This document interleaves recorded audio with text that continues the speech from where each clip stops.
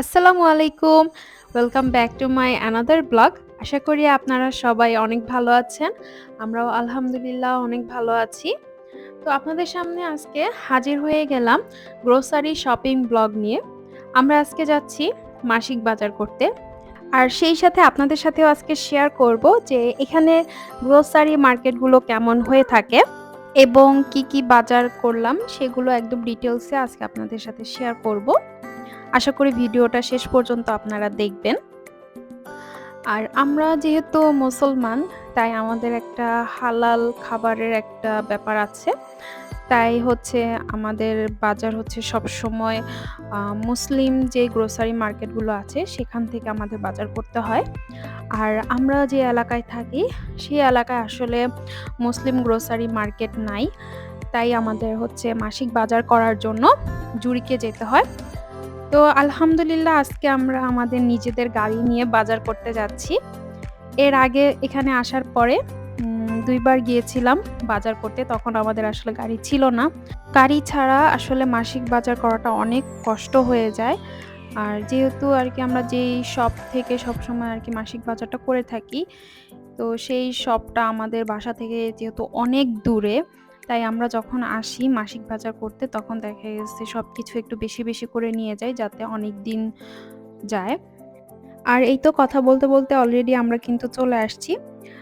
গাড়ি দিয়ে জুরিকে আসতে আমাদের হচ্ছে ১৫ থেকে ১৭ মিনিটের মতো সময় লাগে। তো আমরা আজকে যেই শপটাতে আসছি বাজার করতে, এই শপটা হচ্ছে একটা পাকিস্তানি দোকান। এই শপটা কিন্তু অনেক বড়। এখানে অনেক কিছুই পাওয়া যায়। তো এই যে দেখেন জায়ানের পাপা হচ্ছে এখানে ধনেপাতা নিছে। আর এখানে ধনেপাতার দাম অনেক বেশি। প্রায় হচ্ছে মানে প্রতি কেজি হচ্ছে ১৮ ৳১৮.৫০ মতো এখানে। মানে ১৮.৫০ ফ্রাঙ্ক। তো আপনারা বোঝেন মানে কত দাম এখানে ধনেপাতার। তো যাই হোক এখানে কিন্তু মোটামুটি অনেক ধরনের সবজি পাওয়া যায়। তো আমরা আসলে সবজি বেশি নেই না। কারণ আসলে সবজি একসাথে তো বেশি নেওয়া যায় না। কারণ সবজি বেশিদিন ভালো থাকে না। তাই ২-৩ টা আইটেম আমি অল্প করে নিয়েছিলাম। এখানে আসলে মোটামুটি ভালোই বাঙালি দেখা যায়।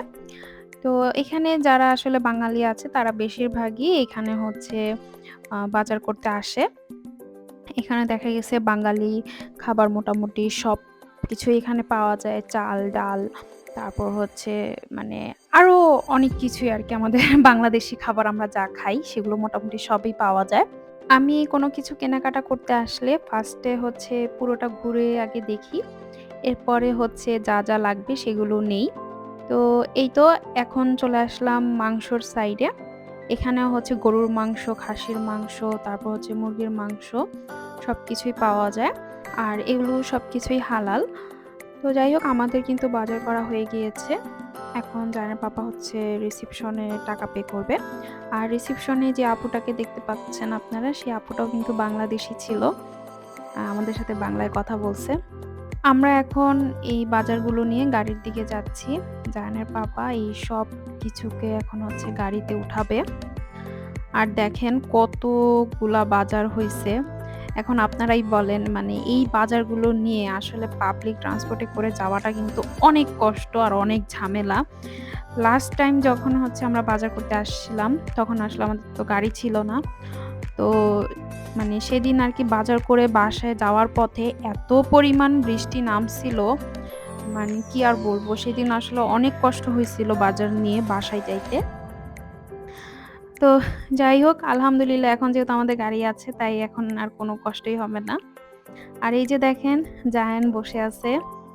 জায়ান কিন্তু গাড়িতে উঠতে খুব পছন্দ করে। ও অনেক এনজয় করে গাড়িতে উঠে।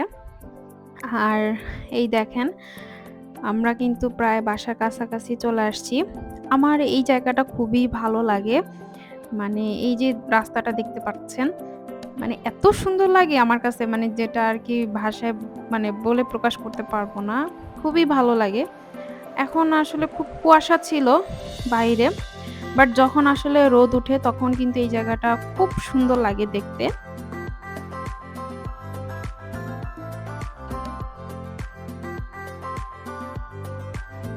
বাসায় এসে দেখি একদম সবকিছুই এলোমেলো হয়েছিল। তার উপর এতগুলা বাজার নিয়ে আসছি। এখন এই বাজারগুলা গুছাইতে হবে।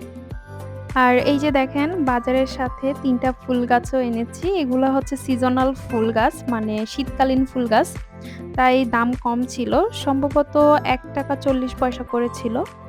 আর আমার এবং আমার হাসব্যান্ড ২ জনেরই খুব ফুল গাছ পছন্দ। তাই জায়ানের পাপা হচ্ছে ৩ টা ফুল গাছ নিছে। এখন যেহেতু দুপুরের খাবারের সময় হয়ে গিয়েছে, তাই আগে হচ্ছে আমি জায়ানকে কিছু খাওয়াই নিবো। ওকে খাওয়ায় ঘুম পাড়ায় দিব। এরপর হচ্ছে আমরা কিছু খেয়ে তারপর আমি আস্তে ধীরে এই বাজারগুলাও গুছাবো। আর দেশের বাহিরে দেখেন এটাই একটা মানে কষ্টের জিনিস। সবকিছুই একা, একা নিজেকে করতে হয়।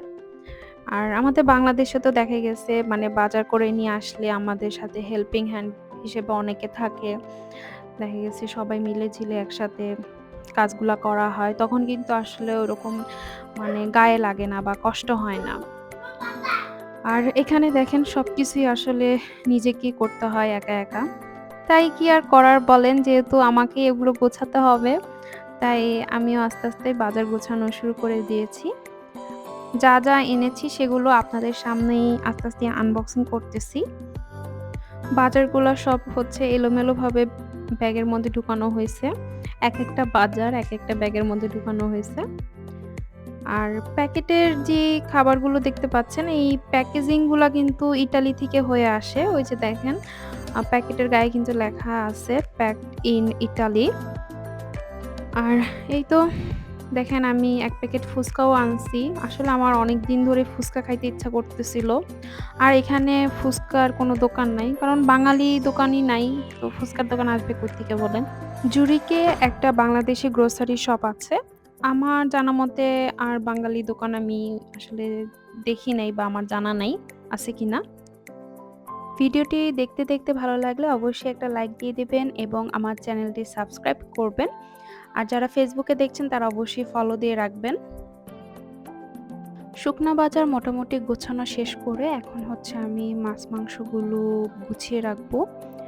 তো মাংসের মধ্যে হচ্ছে ১ম এই আমি হচ্ছে ফার্মের যে মুরগিটা সেটা বের করলাম। এখানে ১ কেজি পরিমাণ আছে, ২ টা মুরগি নিয়েছি। আর এটা হচ্ছে গরুর কলিজা। এখানে প্রায় ১ কেজির মতো আছে গরুর কলিজা। আর এটা হচ্ছে গরুর মাংস।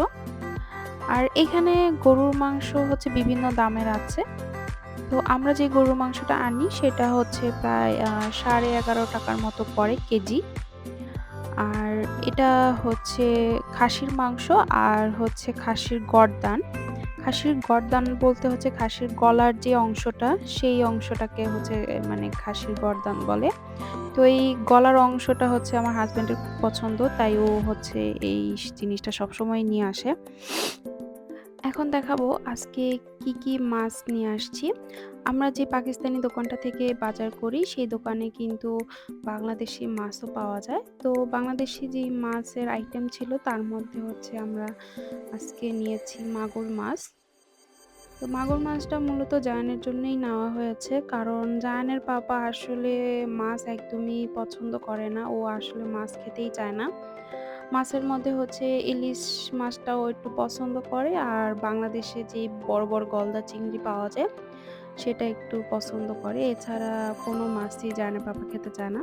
আর দেখেন প্যাকেটের গায়ে কিন্তু লেখা আছে যে এটা বাংলাদেশি পণ্য। বাংলাদেশ থেকে এভাবে ফ্রোজেন করে দেন প্যাকেজিং হয়ে এখানে আসে। এই মাছগুলোকে ফ্রোজেন করার আগে মাছগুলো কেটে পরিষ্কার করা হয়। তাই বাংলাদেশে যেমন আমরা বাজার থেকে মাছ কিনে আনার পরে মাছটা কেটে পরিষ্কার করতে হয়, সেই কাজটা আসলে এখানে আর করা লাগে না। এই যে দেখেন। কিন্তু পাবদা মাছটা আসলে মানে কাটা ছাড়া ছিল। পাবদা মাছটা আমার পরবর্তীতে কেটে নিতে হইছে। এছাড়া বেশিরভাগ মাছই কেটে পরিষ্কার করা থাকে। এরপর এটা ছিল হচ্ছে ইলিশ মাছের ডিম। এখানে প্রায় ৩০০ গ্রামের মতো ডিম ছিল। এটা হচ্ছে ৳১৩.৫ নিয়েছে। এখানে ইলিশ মাছের ডিম অনেক দাম। আর ইলিশ মাছের ডিমটা আমার হাসব্যান্ডের অনেক পছন্দ। তাই এইজন্য নেওয়া হয়েছে। তারপর এটা হচ্ছে দেখেন ব্ল্যাক তেলাপিয়া, মানে কালো তেলাপিয়া, আমাদের বাংলাদেশে যেই বড়, বড় তেলাপিয়া মাছগুলো আছে সেটা। আর এই যে দেখেন এটাও কিন্তু মানে আ নিচে মাছের যে নিচের অংশটা সেই অংশটা দেখেন কেটে ভিতর থেকে ময়লাটা পরিষ্কার করে তারপর হচ্ছে এটা কিন্তু ফ্রোজেন করেছে। এখন শুধু আমার হচ্ছে মানে পিস, পিস করে কেটে নিলেই হয়ে যাবে। এরপর এটা হচ্ছে পাঙ্গাস মাছ। এইখানে বড় যে পাঙ্গাস মাছগুলো আছে আমাদের বাংলাদেশের, সেই বড়, বড় পাঙ্গাস মাছগুলোকে এরকম পিস, পিস করে তারপর হচ্ছে ওরা প্যাকেট করে। তো এখানে আমরা ২ প্যাকেট নিয়েছি পাঙ্গাস মাছ। এখন এগুলোকে আমি গুছিয়ে ফ্রিজে রেখে দিব। আর এই তো এগুলোই ছিল আমাদের মাসিক বাজার। আজকের মতো এখানেই বিদায় নিচ্ছি। দেখা হবে নতুন আরেকটি ব্লগ ভিডিওতে। সেই পর্যন্ত আপনারা ভালো থাকবেন, সুস্থ থাকবেন। আল্লাহ হাফেজ।